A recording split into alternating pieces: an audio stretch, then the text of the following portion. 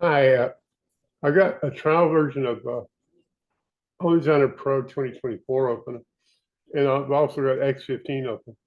But I wanted to show you something that's kind of important. You'll notice when I go over to X15 and say new plan, it comes in different from probably what's on most of your machines. And I have a template plan that I replaced the out of the box template plate. Let me show you where that is. It's under Edit, Preferences.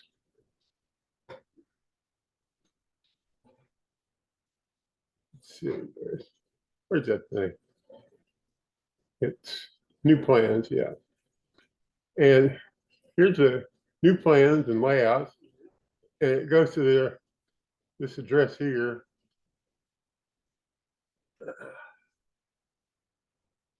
Long address, but it's just a template plan. And I got a layout template and a plan template. And of course, one for metric, which I rarely ever use. Okay, so anyway, I opened this directly and set it up the way I've got it right now, which includes this thing here and turning the grid off. They added the grid several versions ago. I never did like it, so I don't use it. I know it's on by default by out of the box, and a lot of you guys use it. I don't particularly like it, so I have it turned off. Now, why is this here? On plan view, you've got a Y, which is up screen and down screen, and X, which is right screen, and minus X is left screen. At that point here, let me click on it. It's that 0x and 0y. Why, you might ask yourself, why is that important? Well, it's explained in your user manual, is that this is the point from which you should start your project. And that's the reason I've got it there in my template plan, because I always start a corner of my project here so that it's entire project is close to this 0.0 point on the plan view surface. Okay, well, why is that important? Well, it's important because they programmed the software to work best when you have your structure on the 0.0 or close to your 0.0 point. And the further away you create a project from that 0.0 point, then 3D issues can ensue.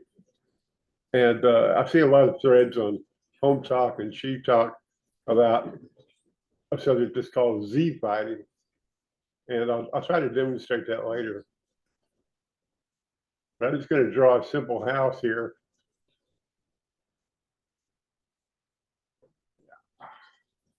With the corner of it right there.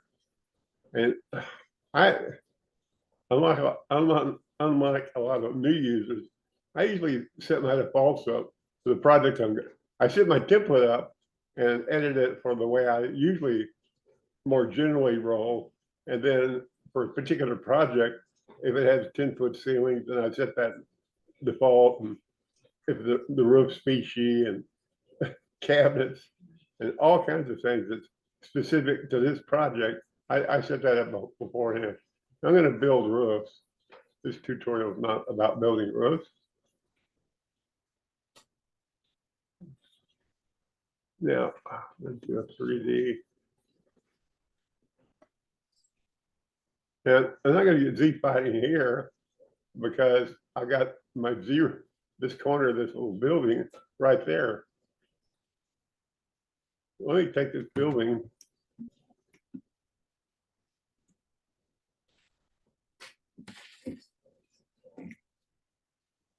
And move it over there. There's a 0.0 and now it's over here. Now let's do another overview. I didn't I didn't practice this. I don't know if it's going to work or not. It's pretty simple. Let me try it again.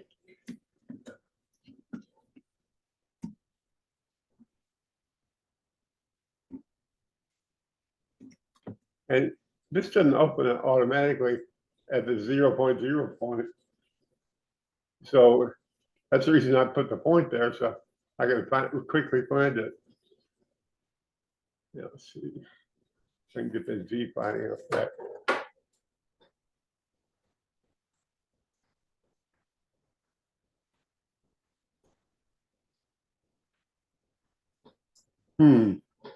And by Z fighting, I mean one texture underneath the roof tends to bleed through the one above.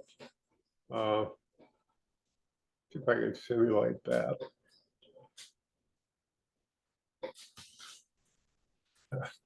Like Z fighting would be like if the OSB is showing through to a degree through the roof.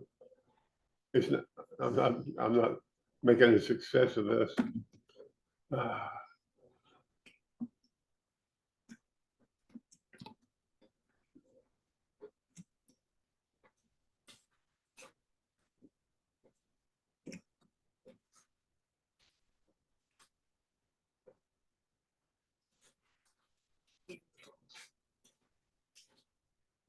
Well, okay. Oh, I saw some for a second. Maybe I need to make a bigger building.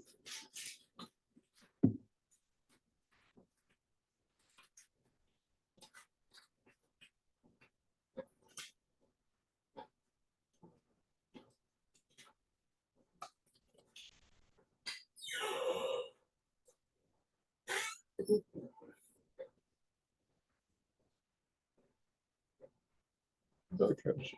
Rebuild roofs. Get another shot. Well, okay. I got a really good video card. But if you move it around in the camera, you'll see the Z fighting every now and then. It's very slight. My video card isn't really expensive, but it is the latest, greatest, and it does a good job. But with it gets worse with the less expensive video cards. Okay. Well, I just wanted to explain that to people, why it's important. And I moved it really way over there. Don't do this, because that's ridiculous. But try to put your points there and start your drawing close to that point, and it'll just lessen your 3D visual problems later on. Okay. All right. Thank you. Bye.